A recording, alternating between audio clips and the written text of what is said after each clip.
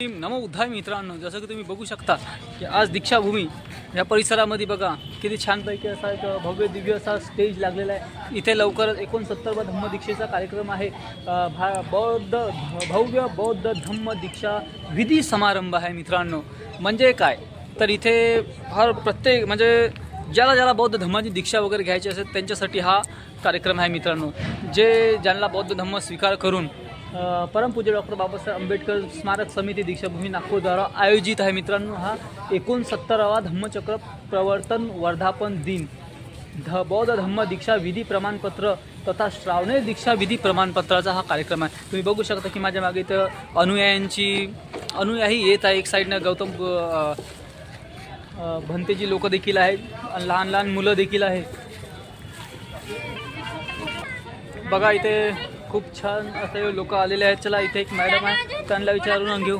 ताई तुम्ही कुठून आलेले आहात?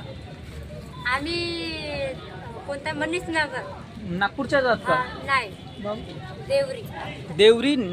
देवरी मनीष नगर मधून आलेले आहेत मित्रांनो। तर धम्मचक्र प्रवर्तन दिनाच्या कार्यक्रमासाठी तू बघा तुमचा रुमाल पडलेला आहे। यावेळेच्या धम्मचक्र प्रवर्तनाच्या कार्यक्रमाला तुमचा उत्साह काय म्हणतो? कशा पद्धतीने तुम्ही अभिवादन करणार डॉक्टर बाबासाहेब आंबेडकरांना? असू द्या मॅडम, काही सांगत नाही, कारण की बऱ्याच लोकांचा उत्साह आहे की दीक्षाभूमीवरून महामानव आणि भगवान गौतम बुद्ध यांच्या अभिवादन करायचं। आता थोडा झिलमिल पाणी येत आहे आणि लगेच थोडासा ऊन देखील येत आहे मित्रांनो। बघा एक साईडनं पाणी येत आहे आणि एक साईडनं थोडासा झिलमिल ऊन येत आहे। हा निसर्गाचा नियमच आहे मित्रांनो। जिथे आणि पावसाचे दिवस आहे तर पाणी वगैरे तर पडणारच थोडंसं लवकरच। इथे लहान लहान लेकरं देखील जे उड्या मारत आहेत। अय छोटू, तुझं नाव काय? नाव काय तुझं?